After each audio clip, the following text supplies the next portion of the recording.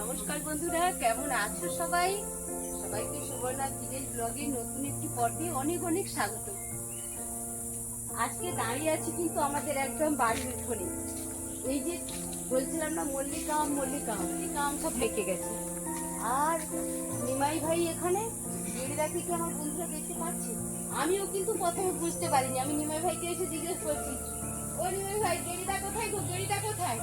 তারপরে দেখি গেড়িদা ওই যে ওই গাছের মধ্যে, খুঁজে পাওয়া যাচ্ছে না একদম।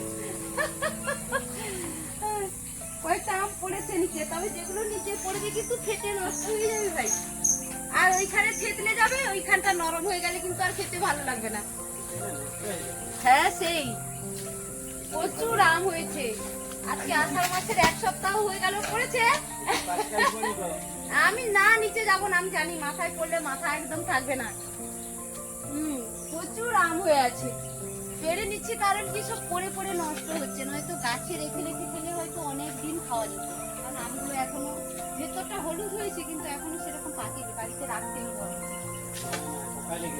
পোকাও লেগে যাচ্ছে, সরবিন্ধা পোকা, যেটা আমাদের সবজি চাষের জন্য মাঠে এত সবজি চাষ, ওখানে ওষুধ দেওয়া হচ্ছে আর সমস্ত পোকা এসে বাসা বাঁধছে আমার এই আম গাছে। কি সবিতা কোথায় যাওয়া হবে?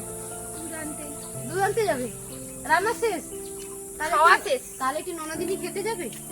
চলো। আমার সবিতার কিন্তু আমার এই ডাকটা খুব পছন্দের। সবিতা আমাকে দেখা হলেই বলে, ননদিনী কোথায় যাচ্ছ? আমার এই ননদিনী ডাকটা খুব ভালো লাগে।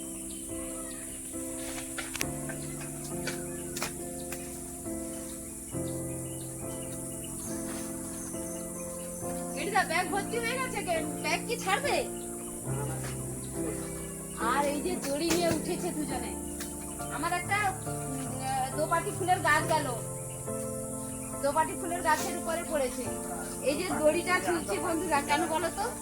এই যে ব্যাগ বেঁধে রেখেছে, গাছের থেকে কি করবে এই ব্যাগটা, মানে দড়ি দিয়ে আস্তে আস্তে ছাড়লে কিন্তু আমি নিচে ব্যাগটা ধরে নেব।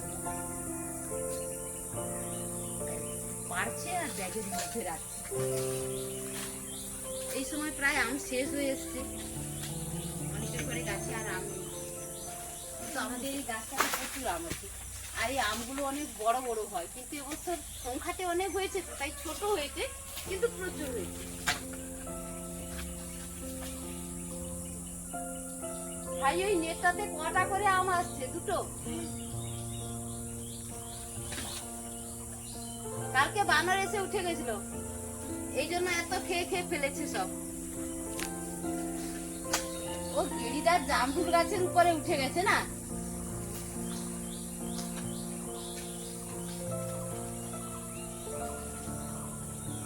জামরুল গাছের মাথার উপরে আম গাছটা ঝুঁকে আছে, এই জন্য জামরুল গাছের উপরে উঠে আম পাড়া হচ্ছে।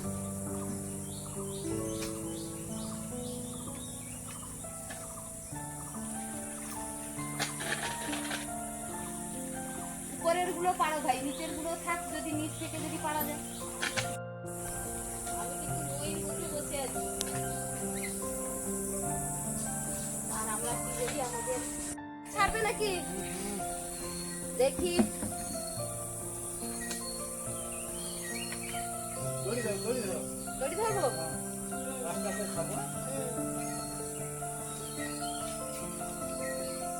পদ্ধতিটা তো ভালো।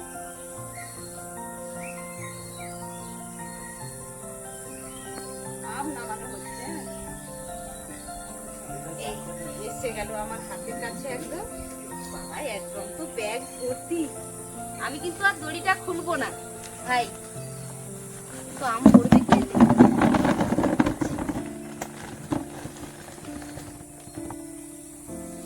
না ফেলে তুলো আবার।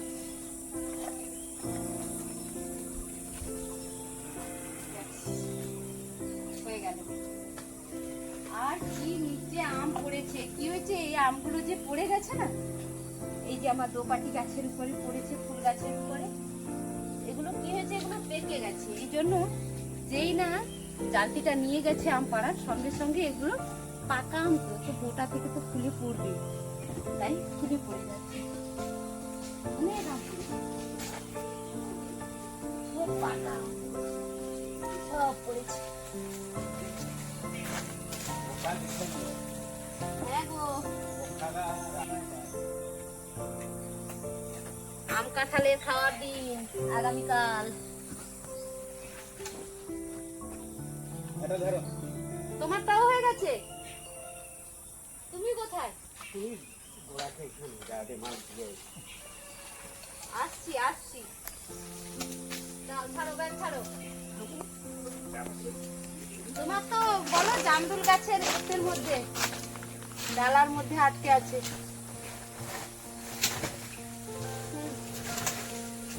না আটকে গেছে। দাঁড়াও দাঁড়াও কেডা, আমার চোখে পুরো পড়ছে তো।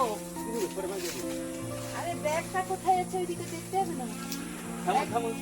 তুলো একটু ব্যাগটা তুলো। হ্যাঁ ঠিক আছে।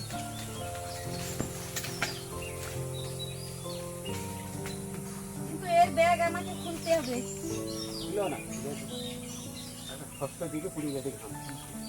আরে প্রচুর ভ্যাপসা গরম তো, মেঘ করে আছে তবুও ভীষণ গরম।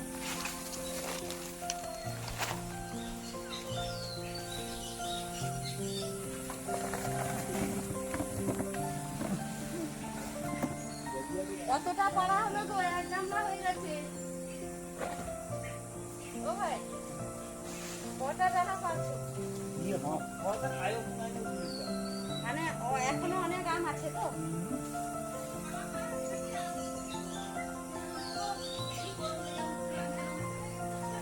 তোমরা পারো, আমি এখন ঘরে যাচ্ছি।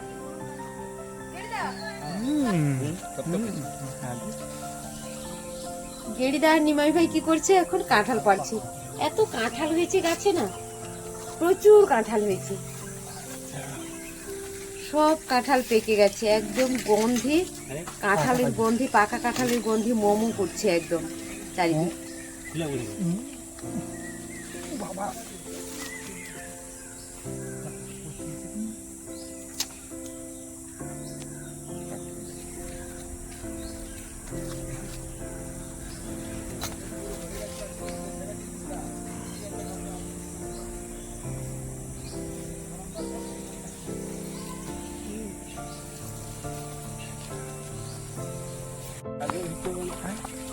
नेट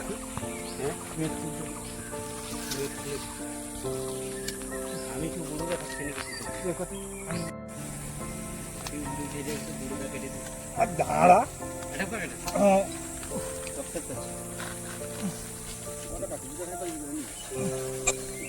আগামীকাল তো অমাবস্যা, তো কি হবে, আমরা বাড়ির আম কাঁঠাল খেতে হয়। সবাই একদম এই আম কাঁঠালের ভুরি ভুরি বসিয়ে দেবো আর কি। আর গেরিদা বাড়ি নিয়ে যাবে, নিমাই ভাই বাড়ি নিয়ে যাবে। সামনে আমাদের বড় মায়ের মন্দির আছে, ওখানে বড় মায়ের মন্দিরে আম কাঁঠাল দিয়ে আসবো। আম কাঁঠাল আর বাড়ির কি বলতো, শশা।